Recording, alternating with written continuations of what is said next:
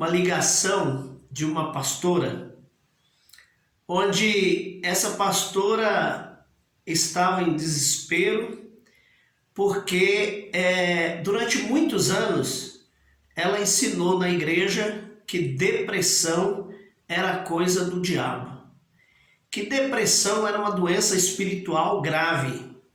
E depois de alguns anos de ministério, ela veio a entrar em crises, numa insatisfação total, apesar de estar na igreja pregando, motivando as pessoas, a sua vida pessoal entrou em crise.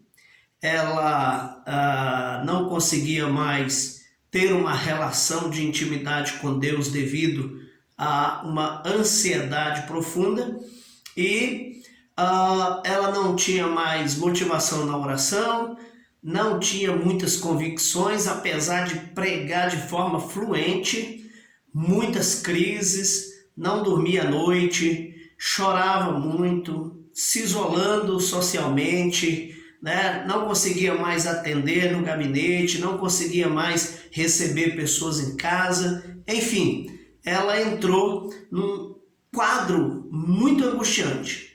E ao procurar ajuda médica, ela foi diagnosticada com um quadro de depressão grave. Depressão em um estágio bastante elevado.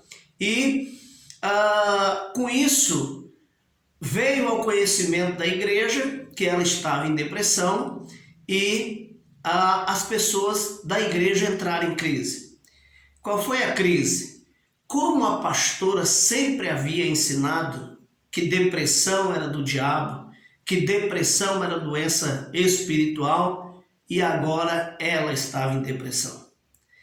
O resultado disso foi que as pessoas abandonaram a igreja, se afastaram muitos dela, perdeu seus amigos, suas amizades, aquelas pessoas que diziam que eram próximas, né? Se diziam amigos verdadeiros, irmãos para toda hora. Bom, ela perdeu todas essas amizades e por fim, após assistir alguns vídeos meus, algumas palestras no meu Facebook, vídeos falando sobre depressão, depressão não é espiritual, depressão não é coisa do diabo, ela então veio conversar comigo sobre isso e uma das coisas que ela me disse foi: pastor, você precisa falar mais sobre esse assunto, porque assim como eu, muitos pastores estão passando essa ideia de que a depressão é um problema espiritual, né? Ela disse: olha, eu que tanto falei sobre isso, eu que tanto falei que o cristão não podia usar drogas, que não era conveniente usar drogas, e hoje eu sou uma pessoa que vivo dopada, eu sou consciente de que eu estou dopada, drogada pelas medicações pesadas que eu tenho que tomar. Eu não conhecia a gravidade dessa medicação, o quanto ela vamos dizer assim, uma medicação que provoca dependência, né? É uma droga, como o nome já diz. Eu não via essa medicação dessa forma, eu estou tomando medicamentos, não vejo muitos resultados, me sinto topada, só quero dormir, quer dizer, não alterou nada o quadro depressivo, foi outros sintomas que eu desconheço e através dos seus vídeos eu pude identificar que eu preciso de ajuda terapêutica. Então, baseado em toda essa história, eu queria trazer aqui algumas informações. Bom, para as pessoas que pensam que a depressão é uma coisa do diabo, eu quero citar um exemplo na Bíblia.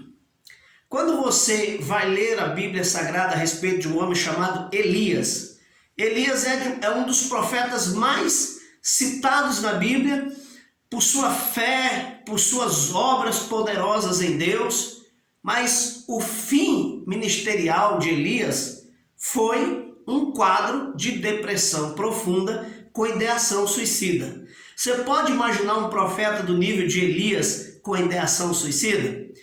Pois é, quando você atua na área clínica da psicologia, da psicanálise, né, quando você trabalha com transtornos mentais, você vai descobrir muitos sintomas e comportamentos que são característicos da depressão e que você vai encontrar isso na vida de Elias, como vai encontrar na vida de outros personagens bíblicos.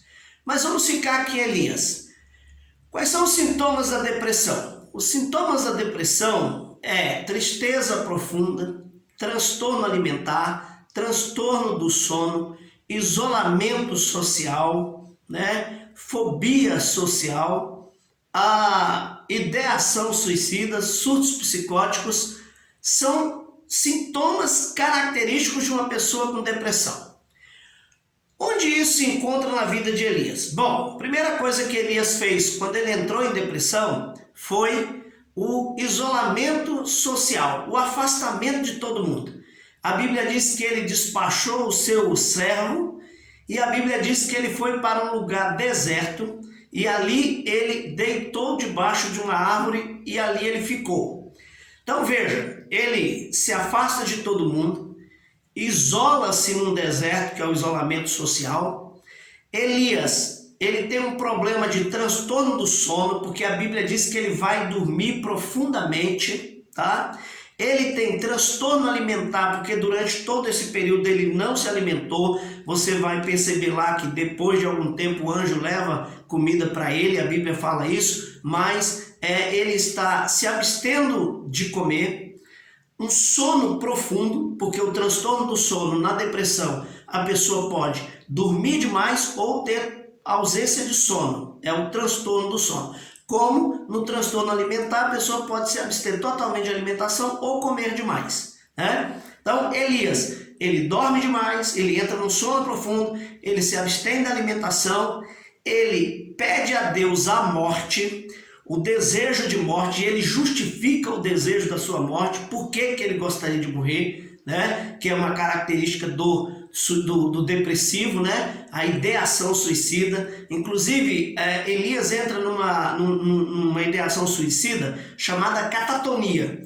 É um estado onde a pessoa, ela deita, fica totalmente inerte, não come, não bebe, não sai daquele lugar, suas necessidades fisiológicas são feitas ali como se ela não quisesse mais viver e ela ali fica parada até morrer, tá? Esse é um estágio chamado catatonia. Elias entrou no estágio de catatonia. Ele simplesmente se entregou à morte e ficou ali esperando isso acontecer, E ele então demonstra todas as características de uma pessoa com depressão profunda, Você tem a depressão leve, a depressão moderada e a depressão grave.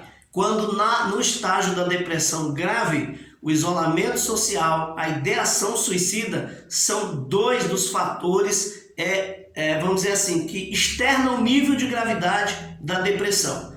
Então, Elias passa por esse processo de depressão gravíssima, com ideação suicida, que é um dos estágios mais graves da depressão.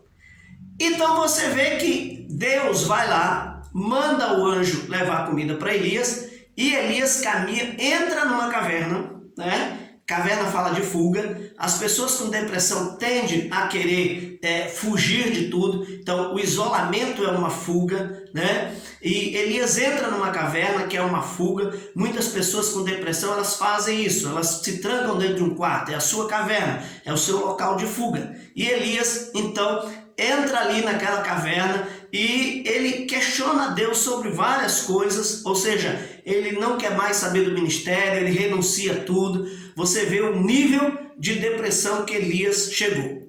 Alguns escritores sagrados chegaram a vamos dizer assim, melhorar. Estou falando de escritores sagrados dos nossos dias contemporâneos, escritores de literatura evangélica. Tem um livro chamado Esgotamento Espiritual. E esse livro, por muito tempo, passou a ser uma verdade, como se Elias estivesse esgotado espiritualmente. Na verdade, Elias estava num quadro depressivo grave, tá? Então, enquanto a gente vê muitas pessoas dizendo que a depressão é espiritual, nós temos Elias num quadro de depressão gravíssimo. Nós temos o histórico de Judas, que também um homem que andou com Jesus, viveu com Jesus, comeu com Jesus, e o fim dele foi um suicídio, que também, estudando a história de Judas, quando eu fiz a minha monografia para a minha pós-graduação em psicanálise, eu falei sobre os transtornos mentais nos personagens da Bíblia. Inclusive, talvez até eu publique isso como livro. Então veja, Judas era um camarada extremamente depressivo, né? Ao ponto de chegar ao suicídio, né? Um elevado sentimento de culpa leva Judas ao suicídio. Vamos pensar aqui, vamos falar um pouquinho de Jesus, né? Numa das orações de Jesus, quando ele está no monte orando e os discípulos se afastam dele, ele chega a dizer assim, ó, a minha alma está angustiada até a morte. Bom, você pode querer descaracterizar essa expressão, porque Jesus de fato estava indo para a morte, para o Calvário. Mas a sua humanidade, o lado 100% humano de Jesus, sofre tudo aquilo que nós sofremos. Ele sofre de uma angústia profunda, de uma tristeza até a morte, e de fato isso acontece, e ele sofre um dos estágios mais elevados de ansiedade e de angústia que um ser humano pode sofrer. Quando Jesus, ele, na sua intensificação da oração, seu suor se torna em sangue e aquele sangue sai pelos poros e pelos olhos, né? A Bíblia diz que dos seus olhos saíram gotas de sangue do seu suor. Todos acham que isso é um fenômeno milagroso, uma coisa espetacular. No entanto, muitas pessoas na história da humanidade passaram por essa experiência. Trata-se de um estado de ansiedade tão elevado que pequenas artérias que são rentes com a pele, elas arrebentam, elas rompem debaixo da pele e começa então o sangue ser expelido pelos poros da pele, por onde o ser humano ele transpira, por onde ele sua. Também ocorre isso com artérias dos olhos, né? Nós temos artérias finas aqui, que elas se rompem. Nós já vimos várias imagens de pessoas que as pessoas dizem que está chorando sangue. Não é que a pessoa está chorando sangue, é que rompeu essas artériazinhas devido a uma intensa angústia e aquilo corre como se fosse lágrimas, mas na verdade são rompimentos de artérias sensíveis na base do globo óptico, como também na pele, né? Então, esse é um estado de angústia que o ser humano está no limite, né? É um estado de angústia profunda, né? Então, Jesus passou por isso porque ele era humano, né? Nem o próprio Jesus foi poupado de angústias, de ansiedades, né? De tristeza profunda. Isso são características de quadros depressivos. E quando uma pessoa afirma que a depressão, a ansiedade, a síndrome do pânico é coisa diabólica, espiritual, está cometendo um grave erro de estar espiritualizando um problema psicoemocional e a pessoa então passa a tratar isso de forma espiritual e nunca vem a cura como ela espera, um tratamento espiritual.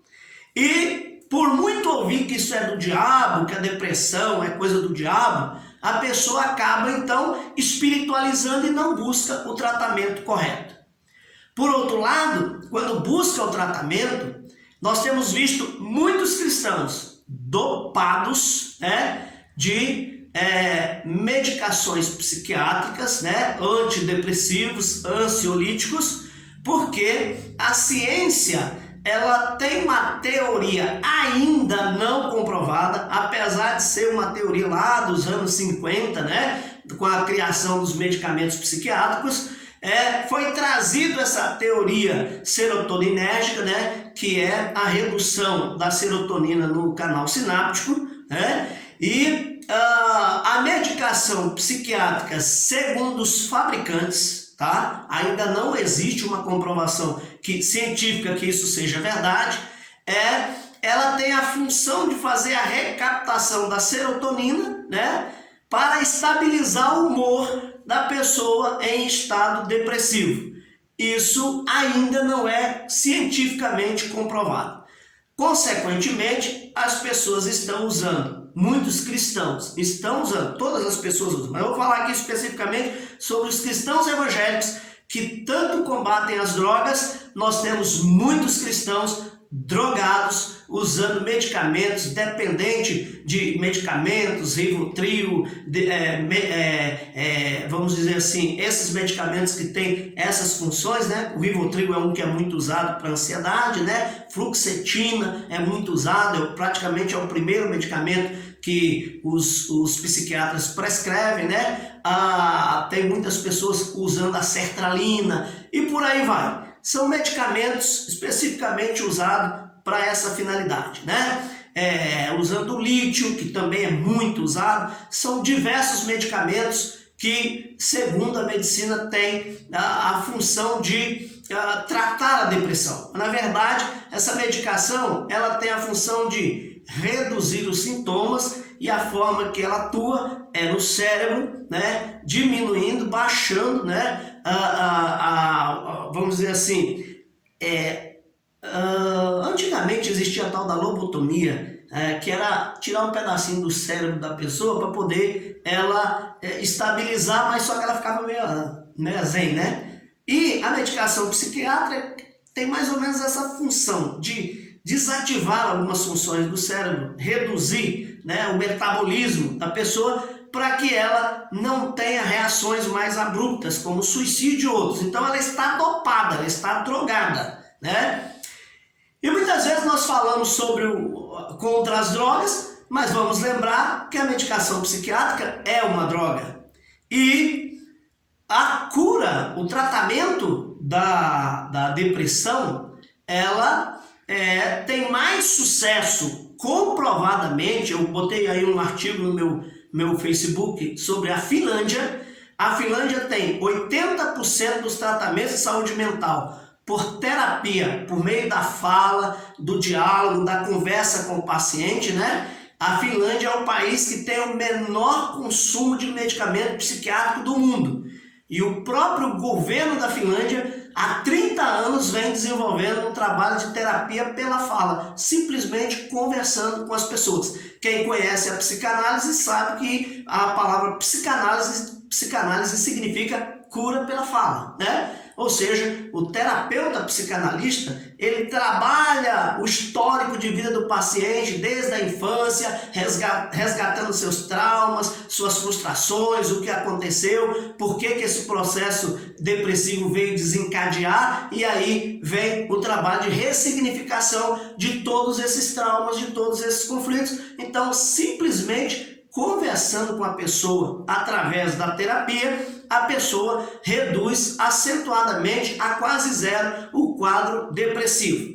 Isso é bíblico? Sim. O que a Bíblia fala sobre isso? Confessai as vossas culpas uns aos outros e orai uns pelos outros para que sareis. A cura, nesses casos, está quando a pessoa conversa, quando a pessoa fala sobre as suas aflições, sobre as suas angústias, sobre os seus traumas. É óbvio que a gente tem que ter cuidado com quem conversa, né? Por exemplo, essa pastora que eu citei no início, ela confiou em muitas pessoas algumas dificuldades pessoais que atraíram e expuseram a vida dela com situações que foram totalmente distorcidas. Então ela se fechou completamente a falar dos seus conflitos, das suas angústias, né? Aí veio o quadro depressivo Então, a importância do terapeuta é que a terapia, ela é uma sala de confidencialidade garantida, ou seja, o psicólogo, o psicanalista, o terapeuta que está atendendo o seu cliente, ele tem um compromisso de confidencialidade. Então, muitas vezes você conversa com um pastor, né? Estou citando um caso aqui, não estou generalizando, e o seu assunto acaba sendo o tema da pregação da semana e você se sente extremamente constrangido, né? Você conversa com um amigo e quando ele se torna seu inimigo por alguma razão, ele joga a sua vida a público e aí a depressão agrava acentuadamente, né? Então, já o consultório terapêutico, né, existe uma, vamos dizer assim, uma confidencialidade profissional, ética, que ao terapeuta interessa tratar o paciente, não se envolver na vida pessoal do paciente. Então, o paciente saiu do consultório, ele tem a vida dele, não há nenhuma relação mais próxima do terapeuta com a vida cotidiana do seu paciente. Então, essa é uma relação boa, onde a pessoa expõe a sua vida sem ter problema de que amanhã vai usar contra mim. Mas como? Você não tem vínculo nenhum de amizade com o terapeuta, né? Isso é importante, esse é um ponto. O segundo ponto que eu quero colocar aqui a respeito da terapia é sempre procurar um terapeuta cristão, que fale a mesma linguagem. Por quê? Porque tem muitos terapeutas esotéricos, espíritas, com ideias religiosas, e quando vai tratar um cristão com essas ideias religiosas, acaba havendo um choque, né, de conceito religioso e, consequentemente, aquele cristão acaba dizendo assim, não vou mais fazer terapia porque eu fui no psicólogo, ele é ateu, ele não crê em Deus, eu fui no psicólogo que ele veio com teoria de vamos dizer assim, regressão, vidas passadas, eu sou um cristão. Então pode haver uma série de choques com vamos dizer assim, o conceito fé, né, e o conceito terapia para um cristão. Então, importante você ser acompanhado por um terapeuta cristão, para que você possa estar seguro sem ter um conflito com os seus conceitos de fé, ok? Então, precisamos ter muito cuidado com os tratamentos psiquiátricos, o uso excessivo de drogas, né? São drogas lícitas, mas são drogas que têm efeitos colaterais seríssimos, né? E o modelo terapêutico que vamos adotar, porque eles podem afetar a nossa fé, prejudicar as nossas relações espirituais. Então, esses são dois fatores muito importantes que eu queria pontuar com vocês aqui. E concluindo, depressão não tem nada a ver com problema espiritual, tá? Então, vamos ter muito cuidado com isso. Outro dia eu vi uma irmã, eu estava assistindo um culto, e uma irmã chegou lá e foi no púlpito e ela disse, olha, eu sofria de depressão há não sei quanto tempo tal, e eu fui no encontro, teve um encontro da nossa igreja e Deus me curou da depressão, parará, coisa e tal. E eu fiquei, gente, que maravilha, estou vendo uma pessoa curada de depressão na igreja, que bacana. Quando terminou a reunião, eu fui conversar com aquela irmã assim, despretensiosamente, olha, minha irmã, quero te parabenizar pela tua fé de você ter sido curada num encontro assim com Deus, que maravilha. E ela virou e falou assim, eu estou melhor, mas eu ainda sinto isso, sinto aquilo, tomo muito remédio e tal. Eu falei, não, mas peraí, então se você sente tudo isso, por que razão você foi no púlpito dizer que foi curada, foi testemunhar, depor publicamente que havia sido curada, sendo que você está nesse estágio de depressão ainda? Então veja, o cristão tem aquela ideia seguinte, tá ruim, mas eu tenho que dizer que tá bom porque isso é fé, eu tenho que declarar isso para poder ficar bom. Isso é muito perigoso, porque você pode estar maquiando uma doença sob um pretexto de uma fé que não é real e que isso pode frustrar a sua própria fé e a sua própria vida com Deus. Porque você está falando de uma coisa que não aconteceu e que o tempo está passando e não vem cura, não vem melhora, aí se torna, vamos dizer assim, transparente, visível às pessoas que isso não aconteceu e aí a coisa complica. Por fim, agora recentemente, numa semana de avaliação gratuita, eu atendi diversos casos de pessoas cristãs evangélicas com sérios pensamentos suicidas e depressão profunda que nós estamos acompanhando. Um dos casos foi assim, houve uma ressignificação extraordinária, com mais de 2 semanas de terapia, a pessoa já tem uma nova percepção de vida e é muito extraordinário. Ela até queria, eu quero falar sobre isso, eu quero gravar um vídeo para mostrar como foi que a terapia mudou a minha vida. Eu falei, calma, você tem apenas 2 semanas de terapia, vamos concluir todo o programa terapêutico. Então, porque o cristão é muito eufórico, né? Ele já quer logo contar, né? Então, queridos, eu quero deixar claro aqui, depressão não é espiritual, depressão não tem a ver com o diabo, depressão é um transtorno mental. Tem um vídeo meu aí chamado, um vídeo que eu gravei agora chamado os traumas, né? Brechas espirituais e os transtornos mentais. São as brechas que são abertas através dos quadros depressivos, de ansiedade, de síndrome do pânico e outras doenças que elas acabam sendo uma brecha para que haja um problema espiritual a partir dos traumas que a pessoa já vive. Aí não tem nada a ver de ser uma doença espiritual, mas sim os espíritos imundos se aproveitando da doença para martirizar a pessoa e atuar em cima desse campo. Então nós temos que parar de inverter essa situação. A depressão é uma coisa do diabo. Não, ele se aproveita da fragilidade psicológica da pessoa para bombardear brechas profundas na vida da pessoa e levar ela ao suicídio, a outros comportamentos, tipo automutilação, né? Ou autoflagelamento, cortes, essas coisas. Mutilação, geralmente a pessoa corta o membro fora, seria mutilação. Não é muito usada essa linguagem mais, né? A pessoa se auto-machucando, né? Então, muitas pessoas com o braço, corta o braço, corta na barriga ou nas pernas, né? Isso se chama, a gente chama de automutilação, mas não chega a ser uma mutilação, são tipos de flagelos, né? Se machucando. Então, esses quadros são muito comuns em pessoas depressivas, tá? Necessariamente não é de, tá com ideação suicida, tá endemoniado. Não, esse é um quadro depressivo de um nível bem grave e que todos eles podem ser, vamos dizer, tratados se o tratamento aplicado for correto, ok? Fica aí mais essa dica para vocês.